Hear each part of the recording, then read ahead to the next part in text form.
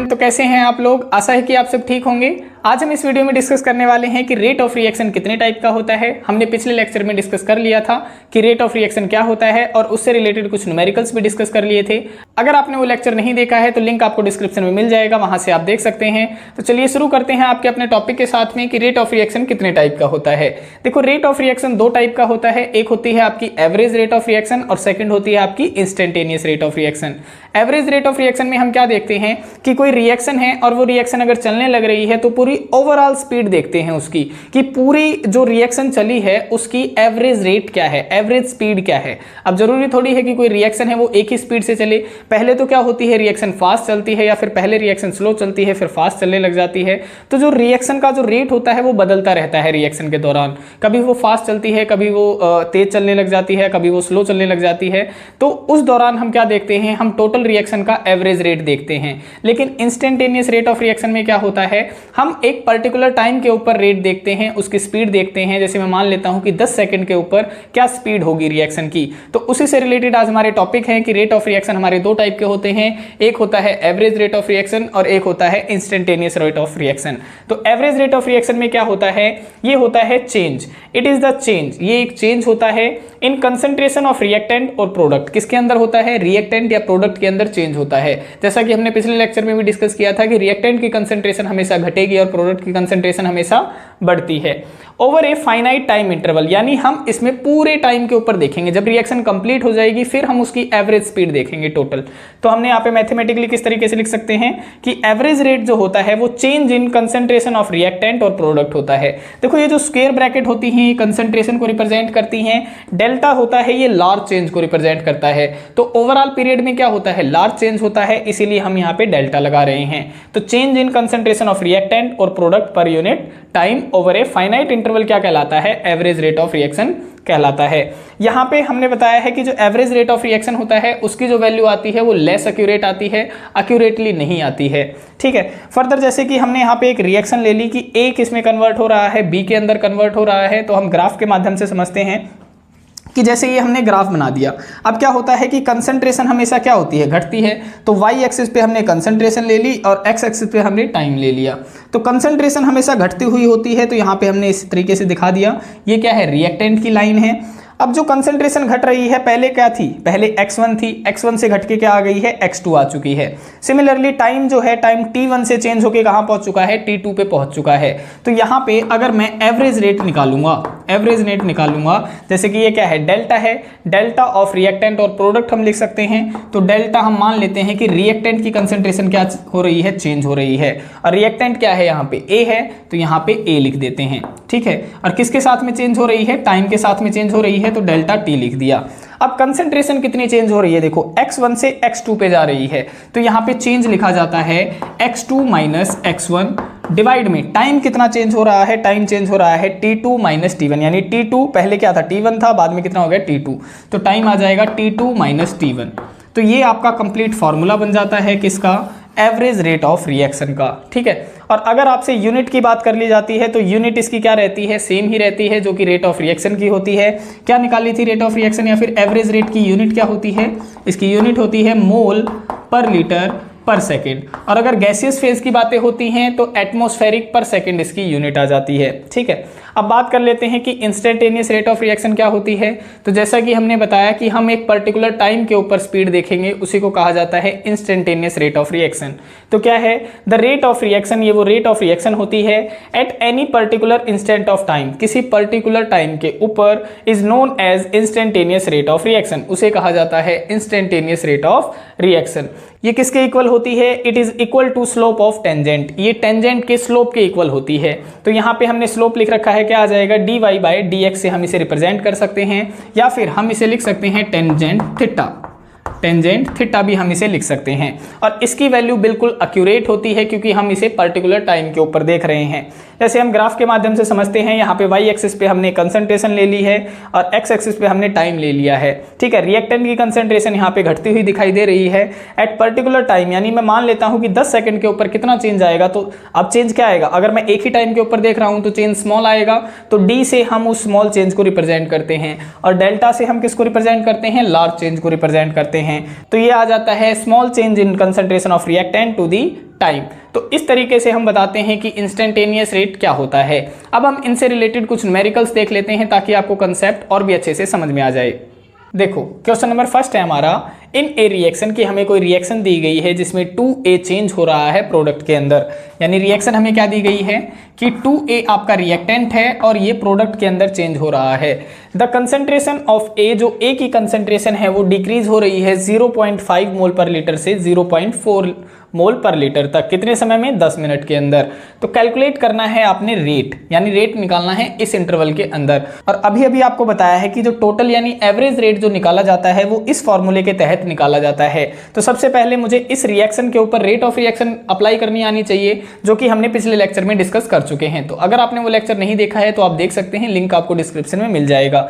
तो इसकी जो रेट ऑफ रिएक्शन लिखी जाएगी वो किस तरीके से लिखेंगे हम, ये रिएक्टेंट है, इसकी कंसंट्रेशन डिक्रीज होती है तो माइनस का साइन लग जाएगा। और चेंज हो रहा है कंसंट्रेशन के अंदर, क्या हो रहा है? चेंज, यानी किसके अंदर? रिएक्टेंट के अंदर। तो change in concentration of A divide में डेल T, और मल्टीप्लाई में क्या आ जाएगा, जो कोफिशिएंट होता है तो 1/2 कर देते हैं। तो यहाँ पे क्या हो रहा है, देखो चेंज हो रही है कंसंट्रेशन कितनी, 0.5 से 0.4। तो हम माइनस किससे करते हैं? x2 माइनस x1 करते हैं। तो x2 ये हो जाएगा और x1 क्या हो जाएगा? ये हो जाएगा। तो कर दीजिए, देखो माइनस क्या आ जाएगा, x2 क्या है 0.4 माइनस 0.5 डिवाइड में क्या आ जाएगा? टाइम, और टाइम कितना है? 10 मिनट्स। तो इसे आप सेकंड के अंदर भी कन्वर्ट कर सकते हैं और मिनट के अंदर चाहें तो मिनट के अंदर भी रहने दे सकते हैं। तो हम 10 मिनट ही मान लेते हैं, ठीक है। तो जब इसमें से इसको घटाएंगे तो कितना बचेगा? माइनस 0.1 बचेगा, और माइनस माइनस क्या हो जाएगी? प्लस हो जाएगी। तो ये बच जाएगा 0.1, ठीक है। और डिवाइड में क्या है, देखो यहाँ पे 1/2 से मल्टीप्लाई रह गई, तो यहाँ पे 1/2 से मल्टीप्लाई भी कर लो, ये कर दी हमने। और नीचे क्या बच गया? 20 बच गया। जैसे ही हम इसे सॉल्व करेंगे ये वैल्यू आ जाएगी 0.05 मोल पर लीटर पर मिनट। आप इसे सेकंड में करते तो वहां पे पर सेकंड आ जाता, ठीक है। तो इस तरीके से ये क्या आ गया, आपका टोटल एवरेज रेट आ चुका है, यानी रेट ऑफ रिएक्शन आ चुका है। इस तरीके से आपने क्वेश्चन सॉल्व करने होते हैं। अब हम नेक्स्ट क्वेश्चन करते हैं। देखो क्वेश्चन नंबर सेकंड है हमारा, फॉर ए रिएक्शन, हमें एक रिएक्शन दी गई है जिसमें रिएक्टेंट कन्वर्ट हो रहा है प्रोडक्ट के अंदर। The concentration of reactant changes from, और जो रिएक्टेंट की कंसंट्रेशन है वो चेंज हो रही है 0.03 मोलर से 0.02 मोलर तक। कितने समय में? 25 मिनट के अंदर।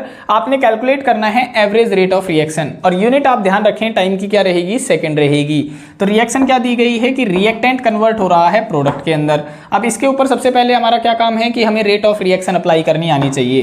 तो रेट ऑफ रिएक्शन किस तरीके से लिखी जाएगी, देखो रिएक्टेंट की कंसंट्रेशन डिक्रीज हो रही है, यानी माइनस का साइन लगेगा, यानी चेंज हो रही है कंसंट्रेशन ऑफ रिएक्टेंट डिवाइड में टाइम के साथ में, है ना। तो हमने यहाँ पे लिख दिया माइनस। अब जो कंसंट्रेशन यानी डेल्टा क्या बताता है? चेंज बताता है। कितना चेंज हो रहा है? देखो 0.03 से 0.02, यानी x2 की वैल्यू ये है और x1 की वैल्यू ये है। तो पहले हम ये वाली वैल्यू लिखेंगे, तो लिख दीजिए 0.02 माइनस 0.03, ये हमने ब्रैकेट में बंद कर दिया, और डिवाइड में टाइम कितना है? टाइम दिया गया है 25 मिनट, और इसे अगर हम सेकंड के अंदर कन्वर्ट करेंगे तो मल्टीप्लाई आ जाएगी 60 से, है ना। और जब इसे सॉल्व करेंगे, देखो इसमें से ये घटाएंगे तो माइनस 0.01 रह जाएगा, और माइनस माइनस क्या हो जाएगी? प्लस हो जाएगी। तो ये बच जाएगा 0.01, और डिवाइड में क्या है, जब इसकी मल्टीप्लाई करेंगे इससे तो आ जाएगा 1500, ठीक है। और जब इसे सॉल्व करेंगे तो इसकी वैल्यू आ जाएगी अप्रॉक्स 6.66 मल्टीप्लाई 10⁻⁻6 मोल पर लीटर पर सेकेंड। तो इस तरीके से आपने एवरेज रेट निकालना होता है। अब हम नेक्स्ट क्वेश्चन करते हैं। देखो क्वेश्चन नंबर थर्ड है हमारा कि हमारे पास में ये रिएक्शन दी गई है, यानी ये क्या है? ये रिएक्टेंट है, और ये क्या दिए गए हैं? प्रोडक्ट, यानी आर क्या है? यहाँ पे प्रोडक्ट है, और हमें निकालना है रेट ऑफ रिएक्शन, और पूछ रहा है rate of appearance of R, यानी आर का हमसे अपीयरेंस पूछ रहा है इसका, ठीक है। और हमें एक डायग्राम दे रखा है जिसमें कंसंट्रेशन हमें क्यू की दे रखी है, और कह रहा है कि उसकी कंसंट्रेशन डिक्रीज हो रही है, और ये हमें एंगल्स दे रखे हैं कुछ, ठीक है। तो ये हमसे टाइम के ऊपर क्या पूछ रहा है? रेट ऑफ रिएक्शन पूछ रहा है। यानी इस तरीके का जो क्वेश्चन होता है वो इंस्टेंटेनियस रेट ऑफ रिएक्शन के डिपेंड करता है। तो जो इंस्टेंटेनियस रेट ऑफ रिएक्शन में हमने आपको फॉर्मूला बताया था कि ये किसके बराबर होता है? ये बराबर होता है dy अपॉन में dx जो होता है, यानी जो स्लोप होता है उसके बराबर होता है। और स्लोप किसके बराबर होता है? स्लोप आपका टेंजेंट थीटा के बराबर होता है। स्लोप आपका बराबर होता है टेंजेंट थीटा के। तो ये वाला फॉर्मूला आपने याद रखना है। अब देखिए उसने दे क्या रखा है हमें, Q यानी जो रिएक्टेंट की कंसंट्रेशन है वो यहाँ पे क्या है, Q है। तो Q की अमाउंट मुझे दे रखी है यानी dQ अपॉन में dt की वैल्यू मुझे दे रखी है, और स्लोप क्या है, टेंजेंट थीटा, और थीटा की वैल्यू यानी जो एंगल है, एंगल यहाँ पे क्या दिया गया है, 135 डिग्री दिया गया है। तो यहाँ पे एंगल की जगह पे मैं लिख सकता हूँ 135 डिग्री। अब 135 डिग्री को मैं क्या लिख सकता हूं, मैं लिख सकता हूं 180 डिग्री माइनस 45 डिग्री। तो हम इसे लिख लेते हैं कि टेंजेंट थीटा को और क्या लिख सकते हैं हम लिख सकते हैं 180 माइनस 45 डिग्री। अब देखो 180 जो डिग्री की जो वैल्यू होती है वो इनफाइनाइट होती है, नॉट डिफाइंड होती है, ठीक है। तो यहाँ पे कुछ भी नहीं होगा, बचेगा क्या, बचेगा सिर्फ टेंजेंट माइनस 45 डिग्री। अब ये जो माइनस है, माइनस को हम यहाँ पे बाहर ले आते हैं तो क्या बच जाएगा, देखो dQ अपॉन में dt क्या बच जाएगा, माइनस टेंजेंट 45 डिग्री। अब टेंजेंट जो 45 डिग्री की जो वैल्यू होती है वो 1 के बराबर होती है। तो यहाँ पे -1 वैल्यू किसकी आ चुकी है, dQ अपॉन में dt की वैल्यू आ चुकी है। तो आपने इस वाले जो ग्राफ से इस तरीके की वैल्यूज निकाल लेनी है। क्या बताया, एक बार दोबारा से समझो कि हमें फॉर्मूला पता था कि इंस्टेंटेनियस रेट ऑफ रिएक्शन के लिए जो dy अपॉन में dx की वैल्यू होती है वो स्लोप के बराबर होती है, और स्लोप किसके बराबर होता है, टेंजेंट थीटा के बराबर होता है। तो यहाँ पे dy अपॉन में dx यानी y क्या है, q है, और x क्या है, टाइम है। तो dq अपॉन में dt हो गया, टेंजेंट 135 डिग्री हो गया, ये वाला हो गया, ठीक है। यहाँ पे 135 को हम क्या लिख सकते थे, 180 माइनस 45 डिग्री लिख सकते थे। 180 की वैल्यू नॉट डिफाइंड होती है इसलिए हमने उसे साफ कर दिया। अब बचा है माइनस 45 डिग्री, तो माइनस हमने बाहर निकाल लाए, देखो ये निकाल दिया। अब 45 डिग्री की वैल्यू होती है 1 के बराबर, तो -1 आ गई। तो इस तरीके से हमने इसे सॉल्व कर लेना है। अब हम देखते हैं इसके ऊपर। तो रेट ऑफ रिएक्शन आपको सबसे पहले तो अप्लाई करनी आनी चाहिए रिएक्शन के ऊपर, तो अप्लाई कर दीजिए। देखो रेट ऑफ रिएक्शन क्या लिखी जाएगी, यहाँ पे ये लिखी जाएगी चेंज इन कंसंट्रेशन ऑफ, यानी किसकी कंसंट्रेशन चेंज होगी, P की। और P क्या है, यहाँ पे रिएक्टेंट है तो माइनस का साइन लग जाएगा, डिवाइड में क्या आ जाएगा, डेल्टी आ जाएगा, ठीक है। और मल्टीप्लाई में क्या आ जाएगा, 1/2 आ जाएगा क्योंकि कॉफिशिएंट है। और किसके बराबर हो जाएगी, माइनस, बराबर में माइनस क्यों आएगा, क्योंकि ये भी रिएक्टेंट है, इसकी कंसंट्रेशन भी डिक्रीज होगी। कंसंट्रेशन ऑफ Q डिवाइड में डेल T, और मल्टीप्लाई में क्या आ जाएगा, 1/3 आ जाएगा।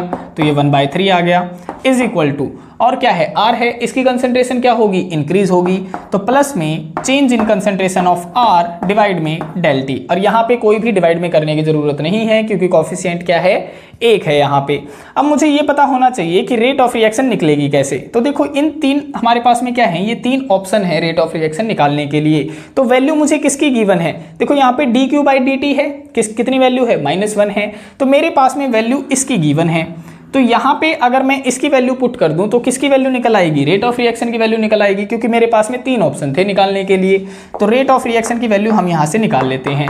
क्या वैल्यू आएगी, देखो माइनस, और इसकी वैल्यू क्या थी, -1 थी। तो -1 और मल्टीप्लाई में क्या था, 1/3 था। तो -1 क्या हो जाएगा, ये तो +1 बन जाएगा, और ये आ गया 1/3 मोल पर लीटर पर सेकेंड। ये तो आ गया आपके पहले पार्ट का आंसर। अब दूसरा हमसे पूछ रहा है कि रेट ऑफ अपीयरेंस कैसे निकालें। तो यहाँ पे रेट ऑफ अपीयरेंस की वैल्यू कौन सी है, देखो ये रही, यानी R की ही हमसे पूछ रहा है।